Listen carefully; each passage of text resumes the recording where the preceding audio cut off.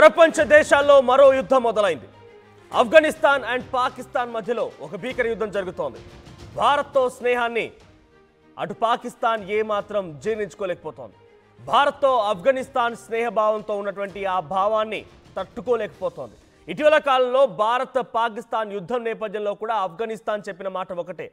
ఆఫ్ఘనిస్తాన్కి సంబంధించిన గతంలో పాకిస్తాన్ ఏం చెప్పుకొచ్చింది పహల్గామ్ ఉగ్రదాడి మీద అంటే, భారత్ తమంతట తామే లేదంటే ఆఫ్ఘనిస్తాన్ ఉగ్రవాదులు వెళ్ళిపోయి భారత్లో దాడి చేసి ఉంటారు, మాకు సంబంధం లేదు, మాకు అసలు ఏమాత్రం కూడా ఆ విషయంపై అవగాహన లేదు అని రకంగా పాకిస్తాన్ మాట్లాడుకొస్తే, ఆఫ్ఘనిస్తాన్ తాలిబాన్ల యొక్క ప్రభుత్వం తరపున విదేశాంగ మంత్రి మాట్లాడుతూ దీంట్లో మా ప్రమేయం ఏమీ లేదు, భారత్ ఎంతకుమించి ఈ విధంగా ఇంత దుర్మార్గంగా ప్రవర్తించదు, పాకిస్తాన్ మాదిరిగా భారత్ వ్యవహారం ఉండదు, భారత్ ధర్మంగా న్యాయంగా ఉండేటువంటి దేశం అని చెప్పి వాళ్ళు ఒక మాట కూడా మాట్లాడుతూ ఒక వీడియో విడుదల చేశారు.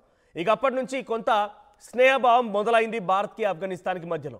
అటు ఆఫ్ఘనిస్తాన్కి సంబంధించిన తాలిబాన్లు కూడా ఖైబర్ పఖ్తుంఖ్వా ప్రాంతాల్లో పాకిస్తాన్ అటు ఆఫ్ఘనిస్తాన్పై దాడి చేయడాన్ని సహించక తిరిగి దాడి చేస్తూ ఖైబర్ పఖ్తుంఖ్వా పైన దాడి చేస్తూ ఉన్నారు. ఖైబర్ పఖ్తుంఖ్వాలోని కొన్ని ప్రాంతాల్లో ఆఫ్ఘనిస్తాన్ పేలుళ్లకు పాల్పడింది. పాకిస్తాన్ ఆర్మీని కొంత హతమార్చే ప్రయత్నం చేసింది, ఎందుకంటే వాళ్ళ మధ్య అంతర్యుద్ధం జరుగుతున్నది కొన్ని రోజులుగా.